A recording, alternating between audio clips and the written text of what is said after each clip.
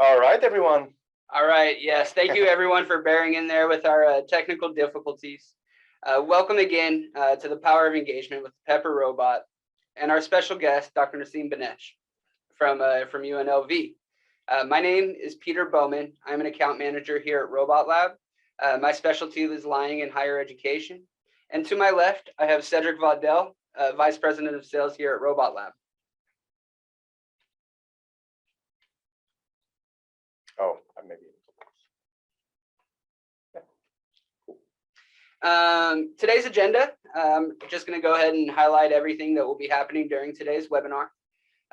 In just a moment, I will be introducing to you Robot Lab. I'll be talking a little bit about how Pepper came to be a part of Robot Lab. Cedric will then be taking over and speaking specifically about the Pepper robot. He'll do an interaction with Pepper as well as a live demo. At which point we will hand it over to Dr. Naseem Banesh, who will talk about her research with the Pepper robot and a little bit about her use case and all the exciting things that she's doing. You'll also have an opportunity to interact with her directly and ask her questions, after which time Cedric and I will be answering any sales-related questions for Pepper. Again, thank you everybody for attending. Again, talking a little bit about how Pepper came to be a part of our team here at Robot Lab. Pepper was originally developed by Aldebaran in France. I don't know if anybody heard Cedric's accent, but we actually stole Cedric from France and the Aldebaran team. So Cedric's been working with Pepper for quite a long time. SoftBank Group, a little bit later on in 2014, they acquired Aldebaran, and so Aldebaran became SoftBank. But from the beginning of both companies, Robot Lab has had a very, very strong partnership. Our partnership with Aldebaran, which later became SoftBank, started in 2012, and our partnership only grew from there. When SoftBank made the decision to shift their focus from robots like the Nea robot and Pepper, they didn't want their humanoid robot business to die, right? So they needed a strong partner to carry on this tradition of innovation and technology in humanoid robotics. And when this happened in December of 2020, they knew that there was no better partner than Robot Lab. Robot Lab, we started primarily as somebody who served educators, right? So not only higher ed, which is what we're going to be talking a lot about today, and universities, colleges, but we also serve the K-12 market as well. So elementary all the way up through high school. We were founded in 2011. We are here. We are joining you here from the Bay Area in San Francisco. And coming up very, very soon, we will be opening up offices in Texas. Our Texas office will be mostly centered around our business-to-business side of things. We'll be talking also about how Pepper is not only applicable, in the classroom and labs, but also in the real world. We are a leading integrator of robotic solutions, and we are platform agnostic. So not only do we have humanoid robots like Pepper, we recently also did a webinar with the Furhat team, which is another humanoid robot. But we have everything from robotic arms, we have rovers, drones, etc. So whatever your automation needs are, Robot Lab does have a solution for you. Our reach is also quite vast, right? Our market is global. So we don't only serve our clients here in North America, but in Europe, Middle East, Africa, and Asia as well. And our business is only growing. So this is all very exciting stuff. With that, I will hand it over to Cedric to talk a little bit more specifically about the Pepper robot. All right. Thank you, Peter. Thank you, everyone, for attending the session today. We appreciate your time. So again, as Peter mentioned, my name is Cedric Vaudel. I am the Vice President of Sales here at Robot Lab. So I lead all the sales operations globally. in the US and overseas. I have a little bit less than 17 years in robotics. Started back my career in France, Paris, where I'm originally from before I made the move to the US almost 13 years ago now. What I want to present to you today, guys, is a couple of things. Number one, I want to share with you some details about how can we interact with the robot? How does the interaction with the Pepper work? So that's number one. And number two, I also want to give you a quick live demo of Pepper so that you get a feel of how the interaction work between a human and the Pepper robot. Okay.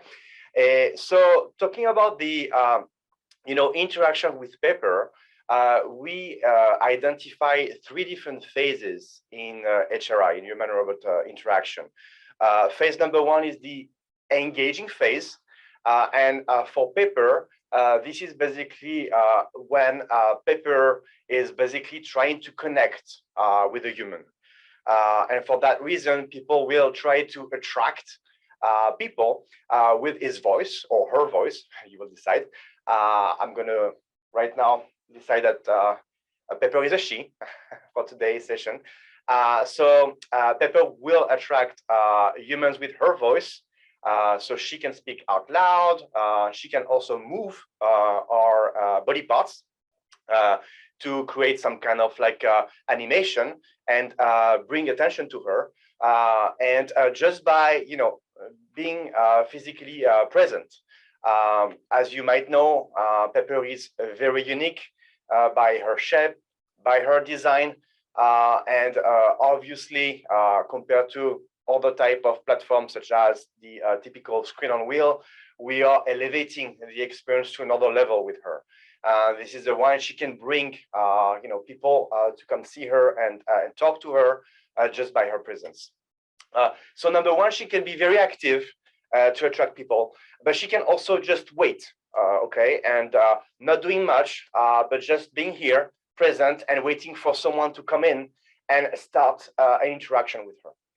Number two is the interaction phase, which is really where Pepper will keep her focus on the person she's interacting with and answer intelligently to any type of requests that are being asked to the robot.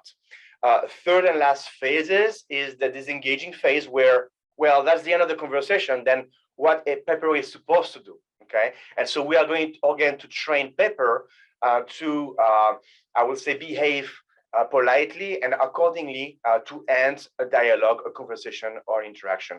And I'm going to quickly right now clicking in on each of the phases to give you an understanding of how this will work with Pepper. So first of all, the engaging phase. I have identified three different things that really make the engaging phase with Pepper powerful.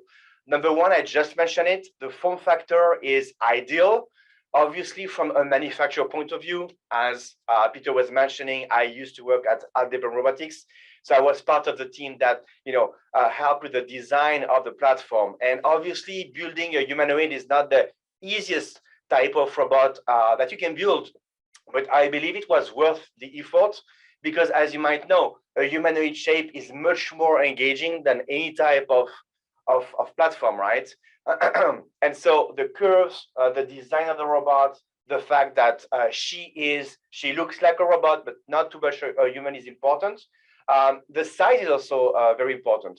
As you can see here, if I stand close to the robot, and what I will do is Maria, can you please give me the remote? I'm going to just move the camera so people can, you can actually do it. Yeah, that's fine. Yeah. I'm going to move the robot just so you can see me close to the robot. We have a Pepper right here with us today.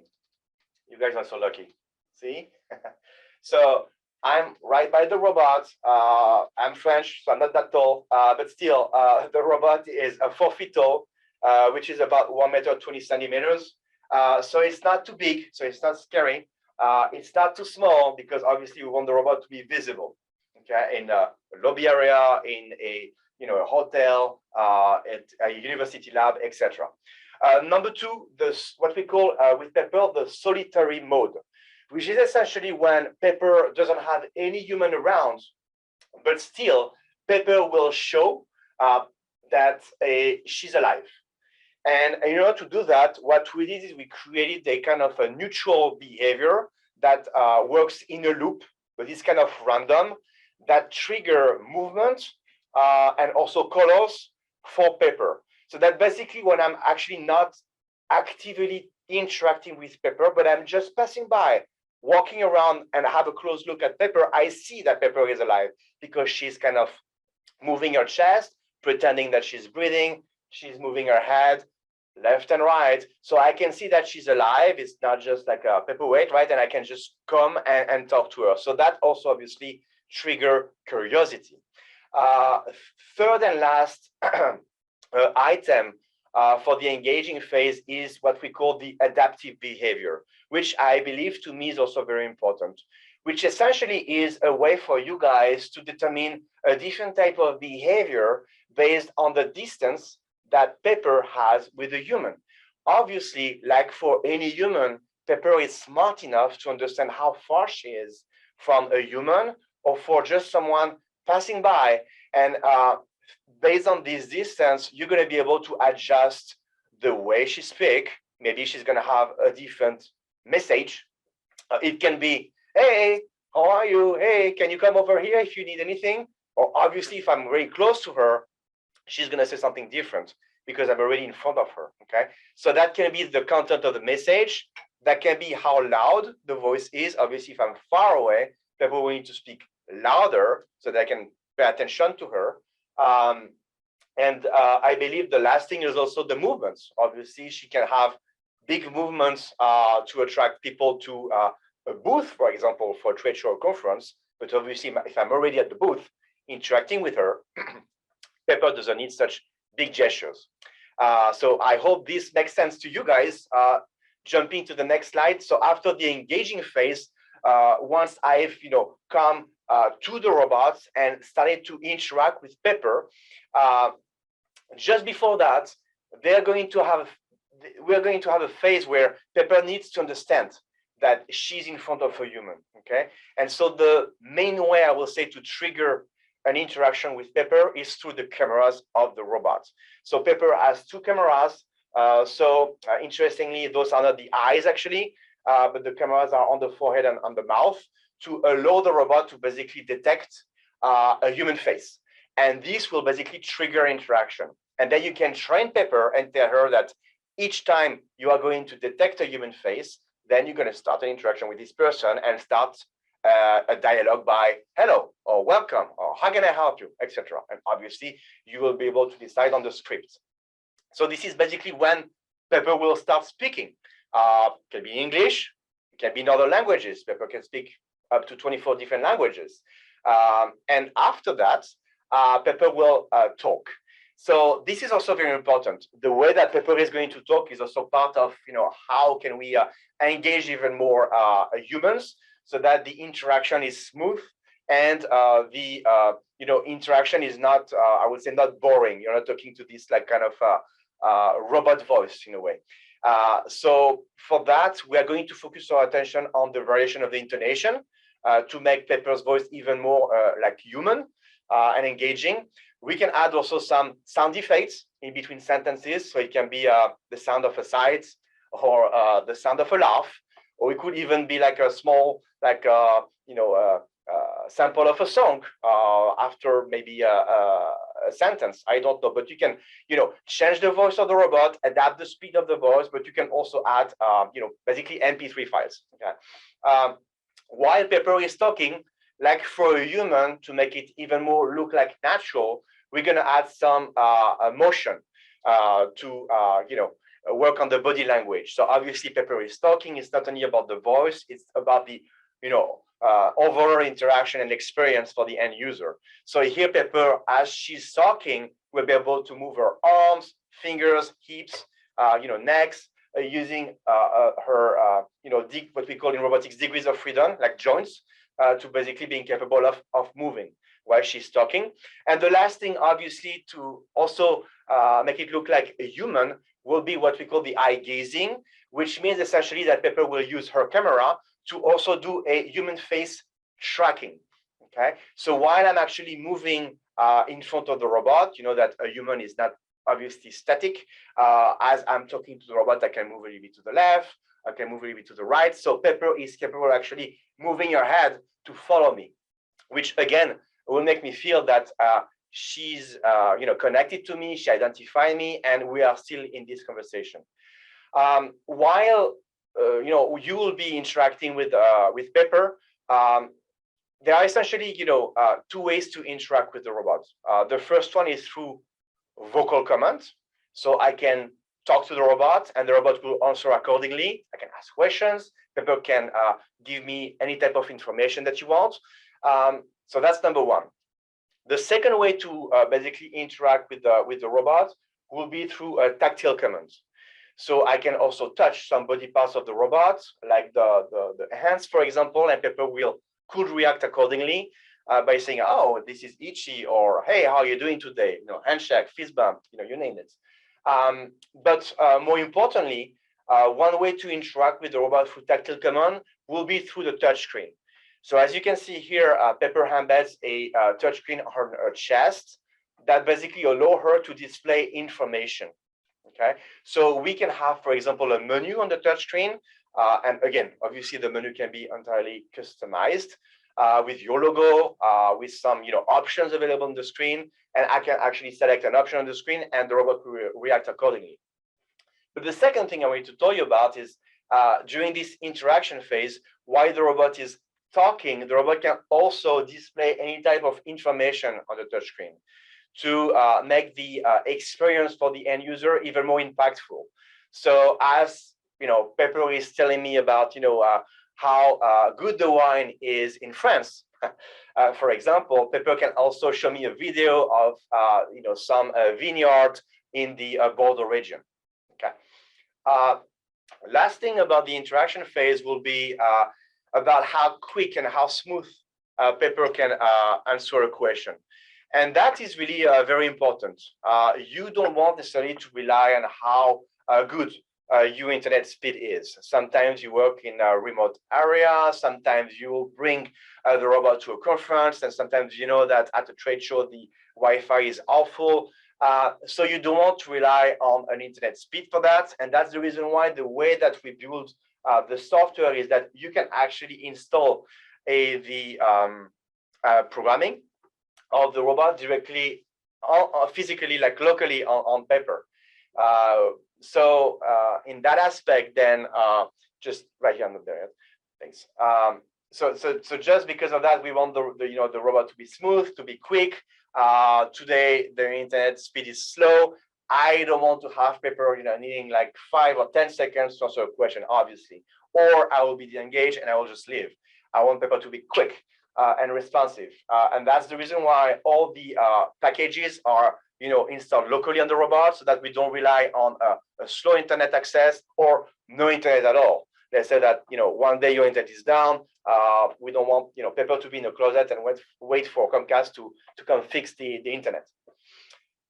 So this is for the interaction phase. Now, after I had a great time with Pepper, interacting with her, she answered all the questions I had. I am very happy about it. Now comes the last phase of the interaction, which is now it comes to an end. I have everything that I needed. Thank you, Pepper. So Pepper basically needs to recognize that we are at the end of the conversation. So now there are a few ways to basically trigger this thing. Number one, it can be just a human statement, okay? And Pepper can be trained for that. So if Pepper understands that that's the end, so it can be she can ask a question, do you need something, anything else I can help you with? If she basically hear, no, I'm good, or no, goodbye, Pepper, or farewell, then Pepper can obviously understand that the person wants to leave, and Pepper will react accordingly. Okay, so that's option one. Option number two, obviously, the person doesn't have to say goodbye. The person can just leave without saying anything. And so, obviously, thanks to the cameras of Pepper, Pepper will understand that the person left. And in that case, Pepper will just end the dialogue flow. The second thing is you can also decide to have Pepper re-engaging or trying to re-engage with the person. So let's say, for example, that I'm about to leave because I'm done interacting with Pepper, Pepper can try to engage me and try to basically ask me an additional question. So I wrote here, oh, and before you leave, by the way, did you know that I can also offer you these type of services, etc. So this is, in a way, trying to re-engage with the person and try to keep the person for longer. It can be also, the robot inviting someone to fill out her contact information on the screen. So that's also an option. You can decide that at the end of an interaction, Pepper can offer to subscribe to a newsletter, or invite someone to fill out her contact information to get a coupon code, or to schedule a meeting with the sales team, any type of thing. So you have the possibility basically to have Pepper populate an online form on the touchscreen and then invite the end user to fill out his or her contact details on the form directly.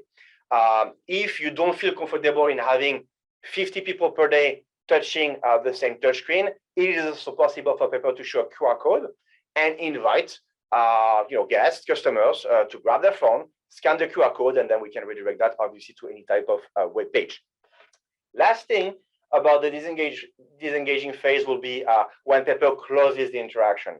So obviously everything went super well with Pepper since the time she identified a person. The interaction was super smooth, and we also want the interaction to end politely in a well manner. Pepper is very well educated, as you might know, and so in that aspect, we can also train Pepper to just say a couple of words to thank the guest by just a thank you or a goodbye before the person leaves, and just after that, Pepper will be able to go back to her solitary mode. Remember, solitary mode where there's kind of a neutral mode in a loop where Pepper is, moving around, looking left and right, looking for the next interaction. So this is basically when we connect the end of an interaction back to this neutral mode before the next interaction. Okay, so those are really the three phases of interaction with actually not only Pepper, but robots in general. And if I may share with you a last slide before I jump into the live demo with Pepper, I just want you, and I don't want to spend too much time on that, but I just want you to show a picture of what is possible to do today with Pepper. You basically have two options when it gets to basically program Pepper or train her to do things for you. Number one, I call it hardcore development, which essentially is you're getting Pepper with an SDK, and you can program from scratch Pepper. You can do whatever you want to do. It's a fully programmable robot. You have full access to the APIs. It's coming with the SDK, Android or Python based, and you can do pretty much everything you want. You have all the tools available. Now, option B, if you don't want to go that path because you don't have the time, you don't have the resources for that, and you want to be able to get a robot that can do things for you out of the box, in that case, we actually created 3 years ago what we call a content management system that we call Robot Control. That's the name of the software. It's a cloud-based application, and that basically allows you to use pre-programmed what we call skills. And we have, as you can see here, a variety of skills available. Now it's a la carte type of thing. You can decide which skill you want to use and load on the robot, but that will basically allow you to have a robot that is already fully trained for specific tasks. So you don't have to build everything from scratch. Okay.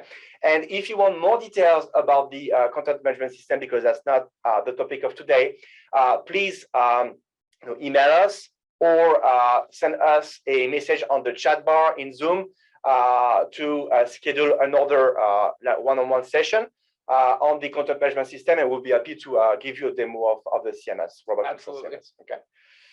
So that's about basically, what I wanted to share with you today. I am going to jump to a quick live demo of Pepper so you can get a feel of how to interact with it, or her, sorry, Pepper.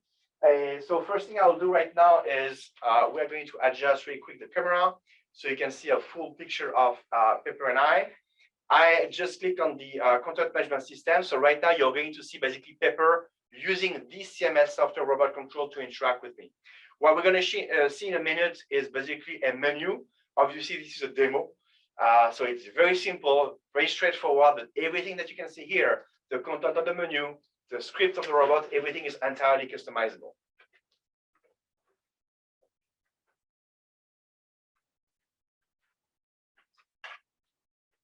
Can you maybe zoom out a little bit? Yeah. Yeah.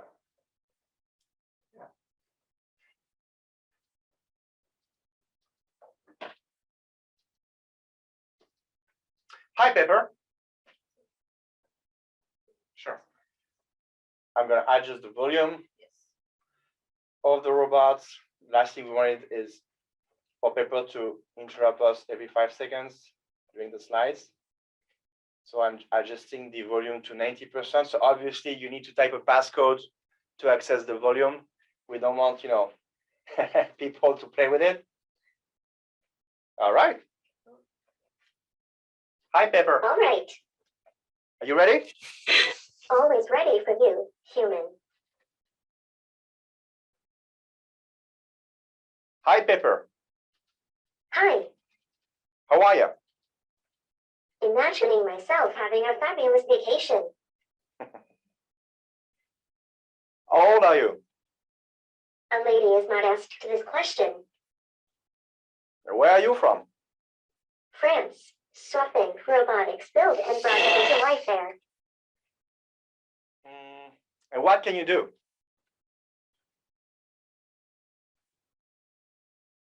What can you do? For example, you can use me in a hotel, where I can welcome the guests at the reception. Then I can also show recent discounts on my display.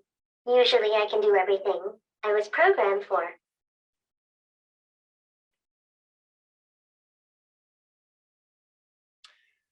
Well, tell me more about products.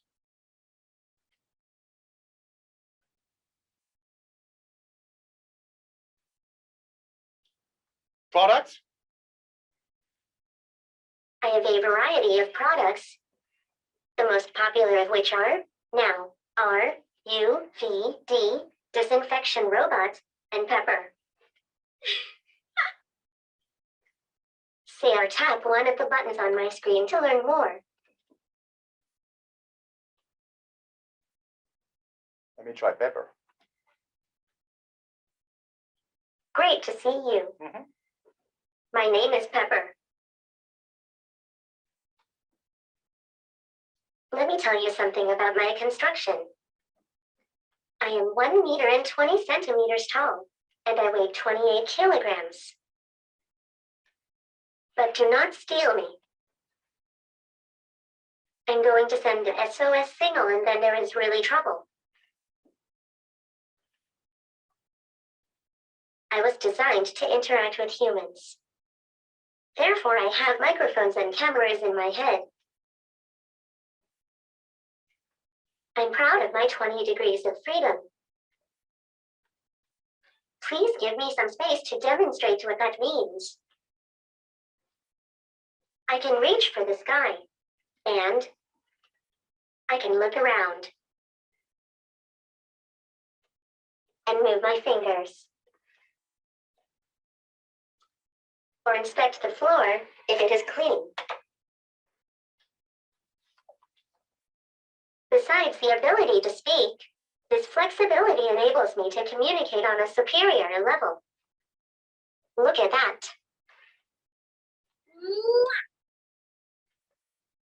And in spite of everything, I have enough power to be active for about 12 hours. Recently, I became able to entertain and inform customers in a supermarket. I offer recommendations from their products, help them to find items, and amuse their customers.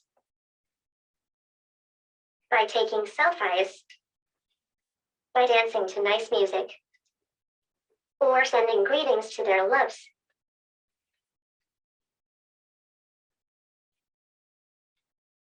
My purpose is making people happy. Therefore, I will be helping on a project in elderly care. I will communicate and play games with humans who suffer from dementia as often as I can. That is all about me for now. Okay then. Thank you for your time. All right, thank you, Pepper. Thank you very much. Always a pleasure. All right, thank you so much, Cedric, for that wonderful presentation. We really appreciate it. And we also appreciate the help from the audience, letting us know that we wanted to see more Pepper. So thank you so much for that. And with that being said, what we're going to go ahead and do is I'm going to introduce Dr. Naseem Banesh. She is really a very special guest. So again, thank you so much, Dr. Banesh, for taking the time to join us today. She recently defended her dissertation in hospitality administration at the University of Nevada, Las Vegas. Her dissertation was titled "A Development of an Artificially Intelligent Game Theoretic Price Forecasting Model." She has published 13 papers and presented her work in more than 10 international conferences. And Dr. Banesh is also working on a series of projects related to the use of technology and artificial intelligence in hospitality and gaming convenience, and she is in Las Vegas, right? So with that, I will be handing today's webinar off to Dr. Banesh. After she has concluded her presentation again, we will give you guys all a few minutes to be able to interact with her and ask her some questions specifically about her experience with Pepper and her really exciting research that she's doing. So with that, Dr. Banesh, please take it away. Well, thank you so much. Thank you, Peter, and thank you for having me today. All right, I'm gonna start sharing my screen. Can you see my screen? Yes, We can. Okay, great. Well, good morning, everybody. Thank you for joining us today. As Peter mentioned, I'm Naseem Banesh from University of Nevada, Las Vegas. I will talk a bit about myself before I start talking about some of the projects that we've worked on using Pepper here. I will go through the unboxing process and the exciting parts of it, and then I will focus specifically on one of the projects that I'm currently working on using Pepper. So I'm originally from Iran. For those of you that are curious to know, Naseem means breeze from heaven. And the picture that you see here in the background is Persepolis, an ancient city in middle of Iran, close to Shiraz. It's 2,500 years old. And it's personally a very important place, and I have a lot of good memories visiting that place. I have a bachelor's of science in statistics, and I have received an MBA. And just recently, as Peter mentioned, I successfully defended my PhD dissertation, and I'm actually graduating this weekend. So you've already met Pepper. I will jump into the journey that we started using Pepper here at UNLV and Blackfire Innovation, which is a collaboration between UNLV and Caesars Entertainment. It was very exciting for me personally because a lot of people have posted videos about unboxing of a MacBook or like a phone or watch or something.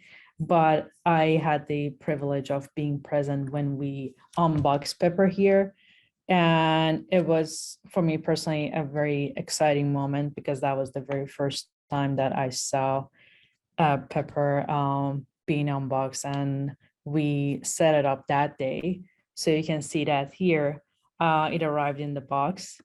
And also, this is the very first time that Pepper came into life here at Blackfire Innovation, the very same day. So some of the potential uses that we had in mind when we purchased the Pepper robot, obviously the most important one was the potential to use it by developing the software so we got the version that is blank, and you can program it as you want. And it using the artificial intelligence capabilities that is embedded into Pepper, and also the movement capabilities that it can map the environment. I will talk about it in a bit more detail. It creates an opportunity to do interdisciplinary research, which I think is very important. So for example, I have hospitality and management background, but I'm working with engineers in the health department. They have used it. Also, it can be used for entertainment, sports, and it's a great opportunity for students, especially those that want to have some hands-on experience with programming a real robot, which is, I believe, very unique, and not many students will get a chance to do that. So in terms of movements, this is a great capability that comes with Pepper. It can move and it can map the environment. So the very first time that it maps a floor, for example, and then afterwards you can tell it to, for example, go to Peter's office or Cedric's office, and then Pepper will find her way. And using the sensors that are embedded in the bottom, it has sonar and also infrared.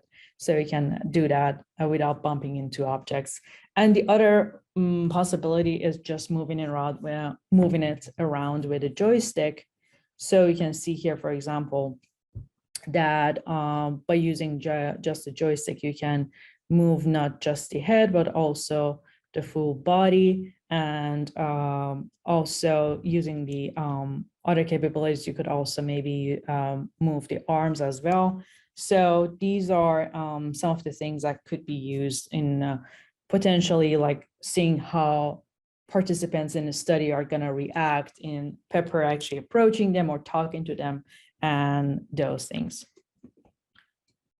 So currently, I personally am working on multiple projects using Pepper. The main ones are using Pepper for hotel checking in casinos, and I am looking forward to work on that, using it in events and conventions. Today, I will go and talk about the casino project, specifically sports betting applications. So I will start with an introduction of what is this research all about and the objectives. I will give you a very short background because I don't want to bore people with the literature review that we do in research. I know nobody is interested. And then I will move on with the methodology and also the projected timeline and outcomes of this study. So the idea of this study came to me, especially after COVID hit hospitality industry. In Las Vegas, we are over COVID by now, but I mean, at the same time, it could happen in the future. And also, one of the biggest changes that we saw was a shift towards technology solutions. So hospitality industry, surprisingly, has been very, very behind other industries in adopting new technology, but this change has happened, and now we see more technology related solutions, especially now that a lot of people have become conscious about contacting humans, and it has become quite a norm now. Specifically in gaming, not much technology has been embedded before, so there is a lot of opportunities. And one of the things that I wanted to look at specifically is what influences customers' attitude and intention to use a service robot in a casino, and specifically in a sports betting environment. So with that being said, this study proposes and tests a novel model in order to examine the behavioral intention of sports betting customers and the attitude towards AI robots in casinos. And also it will provide important recommendation and practical implications to casino managers. But a little bit of background of what this research is all about and what has been done before. So you see here a theory of acceptance model, TAM. This model was proposed by Davis in 1985. So you can imagine how old that is. For the most part, it relies on the usefulness and ease of use of using a technology. By the time that it was proposed, it was actually Davis' dissertation. It was very novel, very interesting, but there were no service robots back then. So this model has a lot of shortcomings and it has been overused. I wanted to look at something that TAM does not provide, which is human-robot interaction. I think is missing in this model. So specifically, I tried to focus on that part because using Pepper, we can actually see how people interact with that. So I think it's very important in the final adoption process. So we have a very short poll here. I want you to look at these three pictures. We have Pepper, we have Ameca, which is number 2 and was presented at CES this year. And also we have a Butler robot, number 3 on the right side. Which one of these would you prefer to interact with?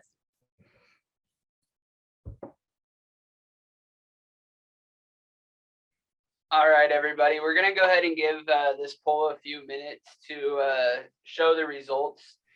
This is probably my favorite part of the webinar, where we get a little bit of interaction, additional interaction with the audience outside of just the chat. As you can see here, as Dr. Benesh mentioned, we do have 3 different robots of varying shapes and versions of realism. I see that we're getting lots of participation, so thank you everybody for doing that. And Cedric, do you have anything to say about the 3 robots we see here? No, I mean, I think the form factor is obviously very important, and we're just waiting to hear back from you guys on the version that you feel the most comfortable with, and I believe we have about half of you guys that participated, yeah. So thank you so much for that. And as we can see, the results are pretty mind blowing. We have 70% of you guys voted for the Pepper robot. So thank you so much for that. Yeah, thank you, Peter. So yeah, I mean, you see that 70% have voted on Pepper. And I mean, I'm a big fan of Pepper. And some people have chosen Ameca, number 2, and a little bit less, or only 13% have chose a Butler robot. So this actually is very interesting, because when you look at this, the uncanny valley theory, it actually explains why this is what we choose. Majority of people are gonna be choosing Pepper because it's not as human-like as Ameca. So if you look at the graph here, you will see if a phone is a 0 in terms of human likeness and also familiarity. And then we move towards up here when we have a stuffed animal and then a humanoid robot. And then this human likeness increases, but also it's not too human-like that actually scares us. But after a certain point, this drops and you will see we have a zombie here and also 2 realistic humanoid robot like Ameca that can become very scary and eerie. So this is one of the theories that has been used extensively in the literature, that basically says that when it comes in interacting with a humanoid, after a certain point, when the humanoid becomes too human-like, it becomes actually scary, and people do not like to interact with it as much.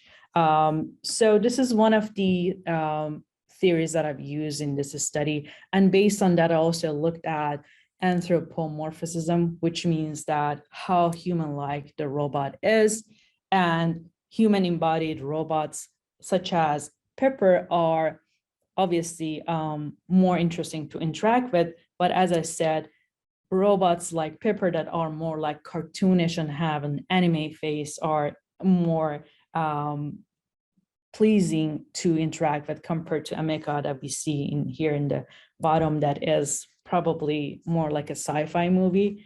For some people that are excited to know about that, obviously they will be interested in interacting with that, such as myself, but on average customer, average people are going to prefer Pepper because it's not completely machine-like as the Butler robot that we saw, and it has some human features as well. So some of the other human robot interaction features that I looked at in this study are how intelligent the robot is and how socially interactive and how socially present it is. Also, I've looked at the wow effect. So it shows when you look at a new technology and you're like, wow, this is like mind-blowing, and how it can actually affect our intention to use it in the future, and also emotional presence, which means that how you are feeling that the robot is emotionally present, or you feel like somebody is actually in the room with you when you're interacting with it. One aspect that becomes very important is that some people need that human interaction aspect, and they prefer to interact with a human compared to a technology. So it was also something that I looked at. And combining all of these, you see here that I've looked at 2 different studies. So here you have the human robot interaction aspects that I just talked about, and then its impact on trust and use intention.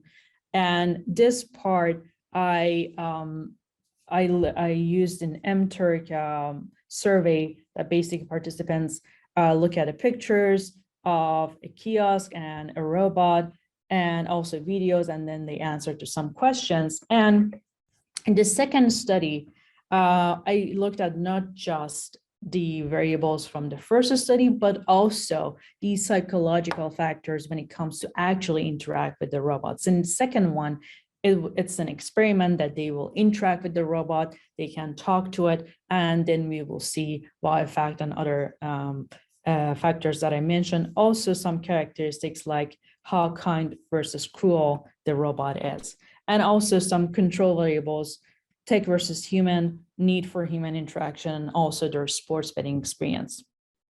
So 2 different studies. The first one is an MTurk survey that has been already collected.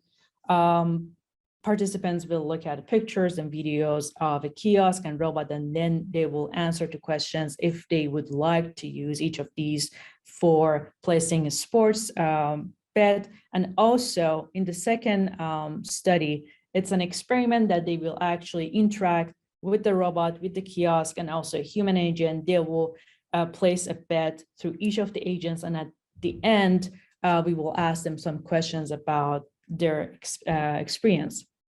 Data analysis will be done using partial least squares regression in our programming. So in terms of participants, for the experiment, it will be convenient sampling. We have access to Caesars Entertainment guests. We are hoping to have them here so we can have access to people that are actively placing bets. The screening process will make sure that they are 21 years and above, have betted on sports in the past 12 months, and also the betting experience itself is going to be same for each of the participants, and they will bet on their favorite NFL team through each of the agents. So as the timeline goes, we've already got the IRB approval, and we have collected the MTurk survey data. We are finalizing programming Pepper, and we are hoping to create an initial report in summer, and hopefully we can submit the paper for a top-tier journal in December of 2022. As for outcomes, well, obviously this is one-of-a-kind study. Most of the studies that have been done in this area, I can tell you that have only used surveys, and they just have relied on maybe some pictures that I just said, but the actual interaction with the robot is something that is missing, and it's very important. So it's very unique in that aspect. it obviously adds a lot to the theoretical background, but probably the most important thing is that testing pepper in a real casino environment, and hopefully we can see how it can be applied to casinos, maybe some potential that they can use it in future. And in that aspect, it's going to be having very significant practical implications.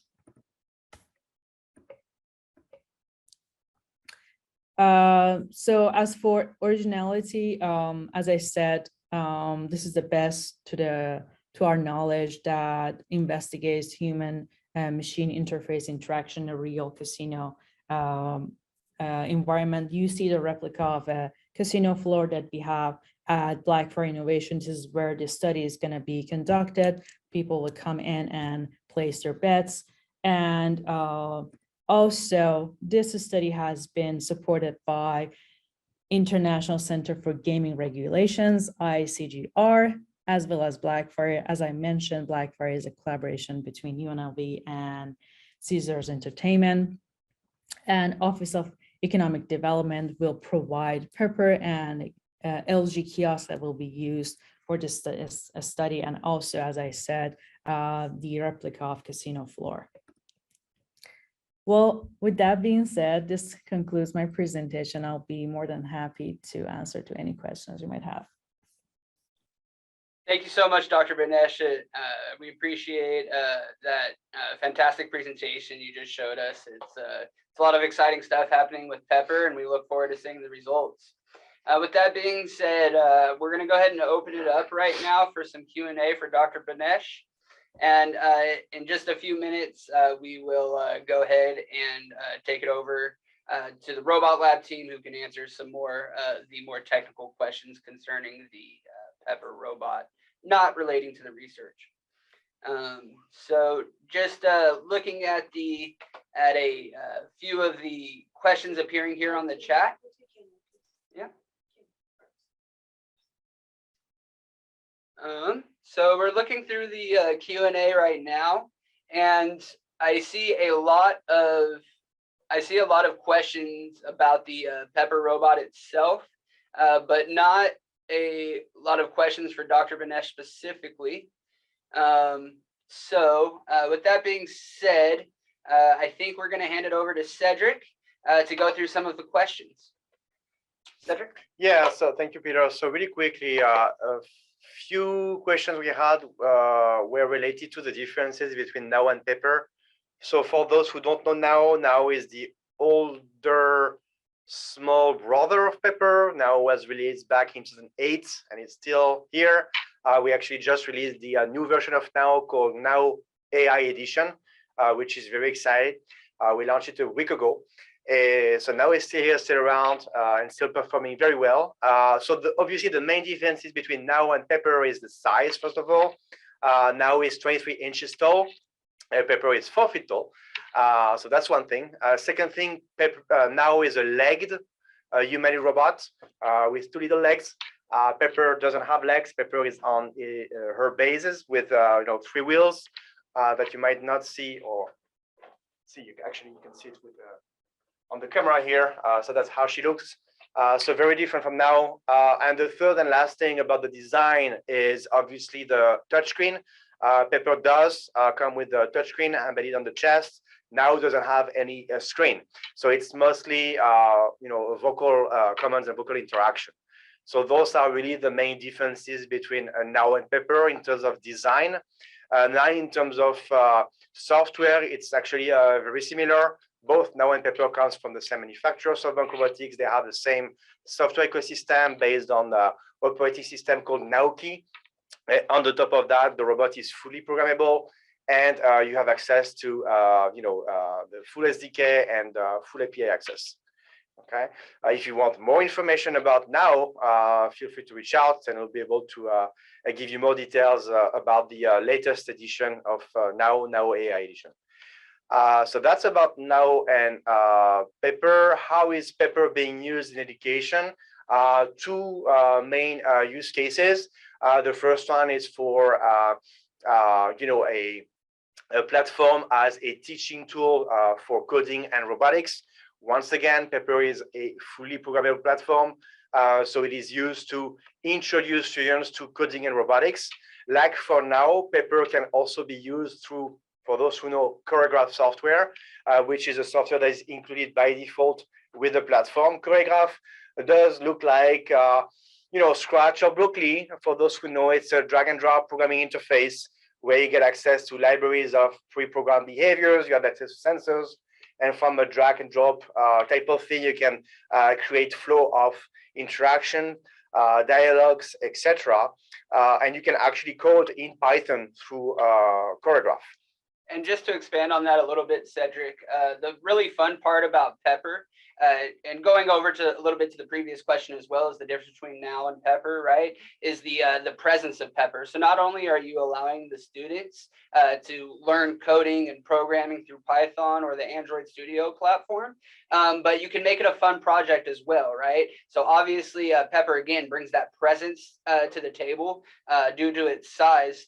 And so Pepper is also an excellent campus ambassador or program ambassador to any level of education, whether it be a high school STEM program or a college research lab, etc. You can have Pepper be that ambassador to your program and, travel. We have Pepper transport cases, for example, if you want to make Pepper a little bit more mobile.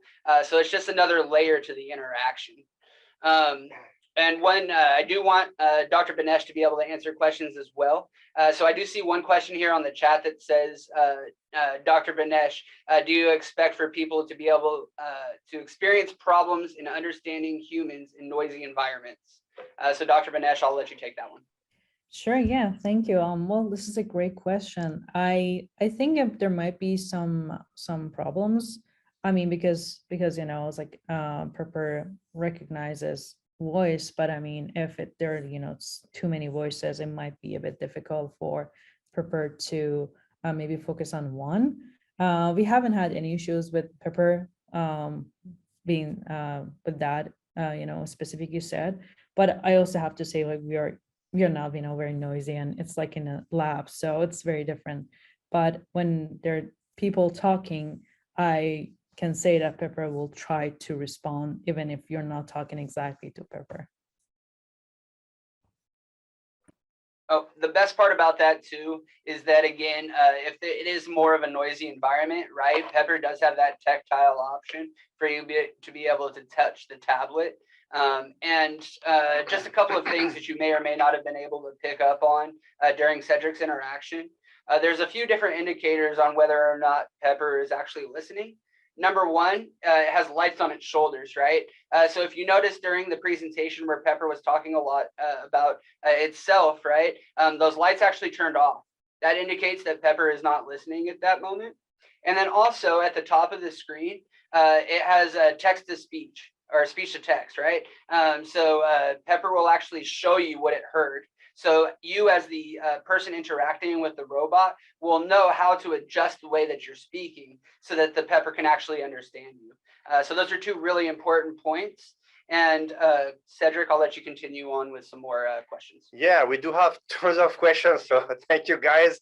I'm not sure we'll be able to cover everything because we actually passed the time. It's already 10 past 10. So yeah, so I'm going to try to cover as much as possible, and obviously we'll be able to reach out back to you guys with the unanswered questions. I have one. Does the arms and hands have input sensing angular position for programming intelligent work task?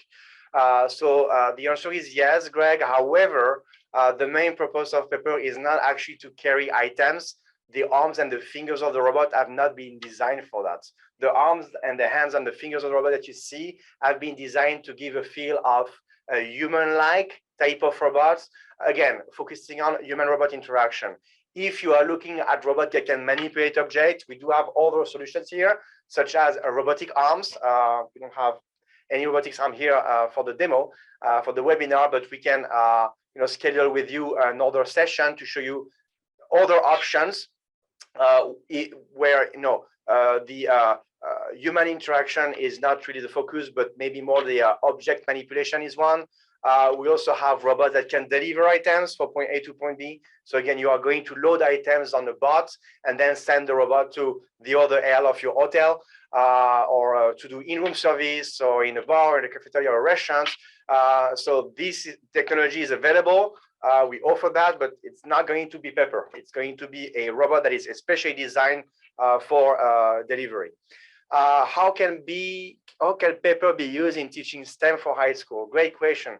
So we have actually many schools that are currently using Pepper. And as I mentioned before, Pepper is coming with Choreograph software, which is a software that is extremely user-friendly for students that have no prior experience in coding or robotics.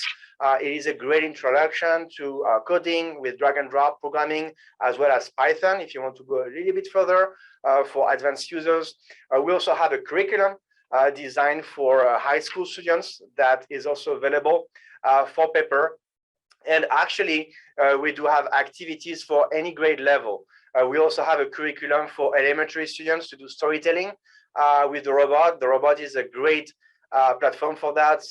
As you saw, Pepper can talk out loud in multiple languages. Pepper can display information on the touch screen, use body language, and because of that, Pepper is a great storyteller. Can Pepper handle multiple languages besides English? So again, the answer is yes. Pepper can speak up to 23 different languages. And I saw another questions before. How will the robot know what to speak? So actually, it is not about Pepper, but the AI engines currently available are not at this stage yet of recognizing a dialect or a language. I am French, my wife is Colombian, and I live in the US. So I have Alexa at home, it's in my kitchen. I come back home tonight and I'm gonna start speaking in French to Alexa. She is not going to understand anything. I need to manually switch her to French. So the way we can do it with Pepper actually, we're gonna trick it a little bit. And what we could have is a robot that can say hi or hello in English, because everybody knows what hi means. But then the robot can say, if you want to speak another language, please select your language on the screen. And then on the touch screen, you can have little flags. And if I see the French flag, I'm going to click on the French flag. And then Pepper understands that she's supposed to switch to French language. So this is how we're going to be able to handle it. Okay. What do I have here? What's the payload for the arm? So we already talked about it. So it's not designed for that. What do we have? And so everybody, while Cedric is going through your questions, I do apologize, but we will not get to all the questions today. We will answer 2 more questions here. I just want to say thank you, everybody, for your time. I will be giving out our contact information here at the end. So anybody whose questions did not get answered during today's webinar, you will be able to reach out to us following the webinar and kind of follow up. Again, my name is Peter, and Cedric will be answering 2 more questions before we conclude the webinar. Yeah, 2 more questions. So some of you guys ask questions about, what's available by default with the robot. So similar like for now, and I don't know if you guys, some of you might have been using Now, the smaller robots. Now used to have and has a mode called Now's Life, where it's basically a solitary mode where Now is going to come with some predefined questions. Same for Pepper. Pepper also has this type of mode. Even if you get the Pepper with SDK without anything else, without the content management system, you still do have a Pepper's Life type of solitary mode where the robot is basically preloaded with, I think, 20+ questions that you can ask to the robot, as well as a few motions and a couple of dances. But other than that, you have basically the tools to program the robot to do anything else, basically. And that's number 1. And number 2, another question, which one should we pick? There are so many, and all of them are really great questions, guys. So really thank you for everything. I have a question about from Clarence about So the question is, will we have to process computer programmer to successfully operate paper? I own a Furhat, that's another robot, a robot head, and it's limiting what we can do with Furhat without having a computer programmer on staff. So great question, Clarence. So again, as I was mentioning at the beginning of the presentation, again, you have two options. Option number one, like Furhat and other programmable robots, you get the robot with the SDK and then good luck. Okay. Option number two, you want to have something that is more user-friendly. And in that case, you will need the content management system that basically allow you to use free skills already loaded on the robots. So basically, in order for you to create or update your own content on the skills, which means create dialogues or show another menu with your logo and maybe some videos or pictures, this is like as easy as using PowerPoint. Really, it's extremely easy, and actually we'll be able to train you on that. And maybe a very last question. I know that also we have a hotel near Disneyland that is actually using Pepper. This question, I believe, is from Jonathan. We have been using Pepper at a hotel near Disneyland. She's very popular, but has been largely an animated PowerPoint presentation. What are the capabilities of chatbots to answer anything like a Google or Alexa device? This is a great question. And I believe if you're asking this question, it might be because you are not maybe aware or familiar with all the skills that are currently available with the content management system. But as an example, one of the skills of the content management system is what we call the conversational mode that is using Google Dialogflow. So this is basically a chatbot that is actually accessible, and you can basically use it to create conversations and have the robot answer any type of questions. So yeah, so again, tons of questions. So thank you guys for your interest. We'll definitely get back to you with the answers to all of your questions. And Yes. Peter, Thank you last so word. Thank you so much, everybody. Again, I have been your host. My name is Peter Bowman. You can reach me via email. It's also in the chat, but my email is peter@robotlab.com. Again, my specialty lies in higher education. So anybody that's with a college or a university, please feel free to reach out to me with any questions. To my left, the star of the show, one of the stars of the show, is Cedric Vaudel, Vice President of Sales here at Robot Lab. He is also our B2B specialist. So our folks at Disneyland that want help with their Pepper, Cedric will be able to help you out. His email is also in the chat. It is cedricv@robotlab.com. And by the way, if you're not a university or a business, you can still email me, especially for district and schools. Yes. And I'll be able to obviously take care of you. And Dr. Nassim Banesh, who is our very, very special guest. Thank you so much for your time and for bringing your research and speaking with us today. Thank you. Thank you. Thank you for inviting me. And then off camera, we have Maria, who is going to come on camera now and say, yep, she's going to say bye to everybody. Thank you so much for your time. We appreciate it. All right. Thank you, guys. Have a lovely day. Thank you. Have a good one. Thank you. Bye-bye.